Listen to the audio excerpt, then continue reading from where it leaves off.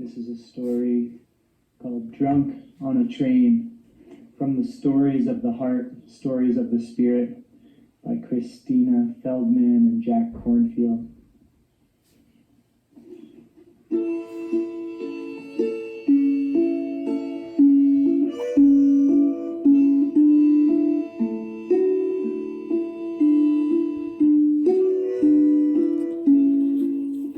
The train clanked and rattled through the suburbs of Tokyo on a drowsy spring morning.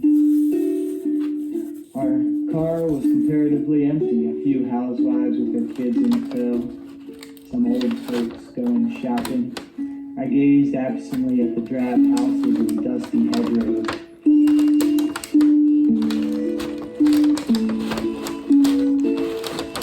At one of the stations, the doors opened, and suddenly the afternoon quiet was shattered by a man bellowing violent, incomprehensible curses.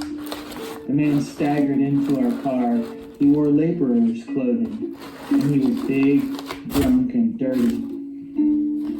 Screaming, he swung at a woman holding a baby. The blow sent her spinning into the laps of an elderly couple. It was a miracle that the baby was unharmed. Terrified, the couple jumped up and scrambled toward the other end of the car. The laborer aimed a kick at the retreating back of the old woman, but missed as she scuttled to safety. This so enraged the drunk that he grabbed the metal pole in the center of the car and tried to wrench it out of its stanchion. I could see that one of his hands was cut and bleeding. The train lurched ahead, the passengers frozen with fear. I stood up.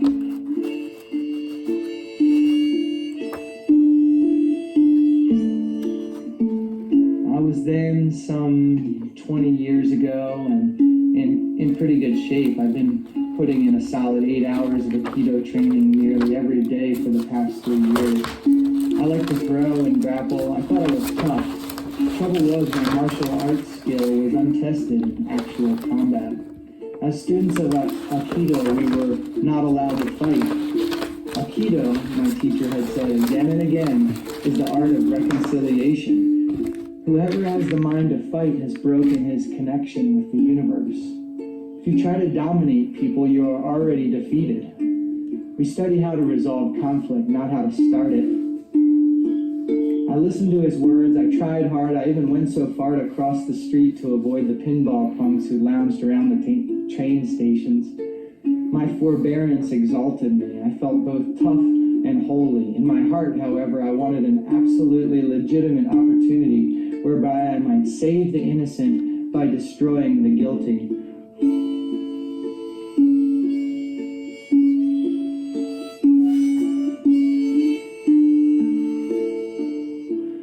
This is it, I said to myself, getting to my feet. People are in danger, and if I don't do something fast, they'll probably will get hurt.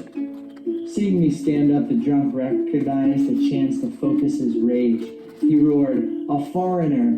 You need a lesson in Japanese manners." I held on lightly to the commuter strap overhead and gave him a slow look of disgust and dismissal. I planned to take this turkey apart, but he had to make the first move. I wanted him mad, so I pursed my lips and blew him an insolent kiss. "All right," he hollered. "You're gonna get a lesson." He gathered himself for a rush at me.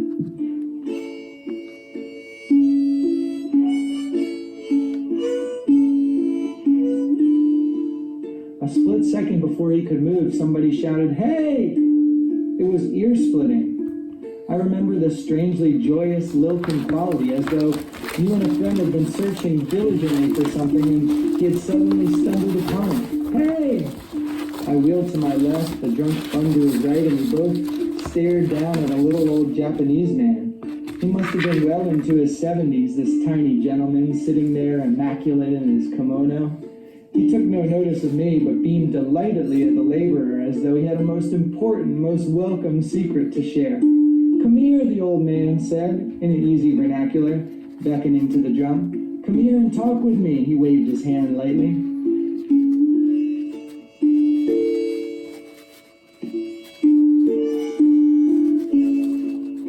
big man followed as if on a string. He planted his feet belligerently in front of the old gentleman and roared above the clanking wheels, "Why the hell should I talk to you?" The drunk now had his back to me. If his elbow moved so much as a millimeter, I'd drop him in his socks.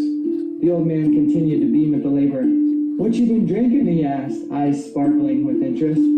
"I've been drinking sake," the labor bellowed back, "and it's none of your business." Flecks of spittle spattered the old man. "Oh, that's wonderful," the old man said. "Absolutely wonderful. You see, I love sake too. Every night me and my wife, she's 76, you know, we warm up a little bottle of sake and take it out into the garden. And we sit on the old wooden bench, we watch the sun go down, and we look to see how our persimmon tree is doing. My great-grandfather planted that tree, and we worry about whether it will recover from those ice storms we had last winter. Our tree has done better than I expected, though, especially when you consider the poor quality of the soil. It is gratifying to watch when we take our sake and go out to enjoy the evening, even when it rains." He looked up at the laborer, eyes twinkling.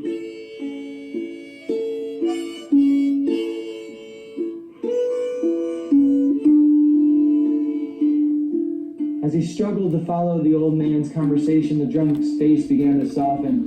His fists slowly unclenched. "Yeah," he said, "I love persimmons too." His voice trailed off. "Yes," said the old man, smiling, "I'm sure you have a wonderful wife." "No," replied the laborer, "my wife died." Very gently swaying with the motion of the train, the big man began to sob. "I don't got no wife, I don't got no home, I don't got no job. I'm ashamed of myself." Tears rolled down his cheeks. A spasm of despair rippled through his body. Now it was my turn, standing there in my well-scrubbed, youthful innocence. Might make this world safe for democracy, righteousness. I suddenly felt dirtier than he was. Then the train arrived at my stop, and as the doors opened, I heard the old man cluck sympathetically. My, he said, that is a difficult predicament, indeed. Sit down here and tell me about it."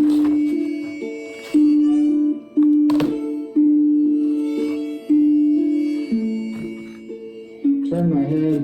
For one last look, the laborer was sprawled on the seat, his head in the old man's lap. The old man was softly stroking the filthy, matted hair. As the train pulled away, I sat down on a bench. What I wanted to do with muscle had been accomplished with kind words. I had just seen Aikido tried in combat, and the essence of it was love. I would have to practice the art with an entirely different spirit. It would be a long time before I could speak about the resolution.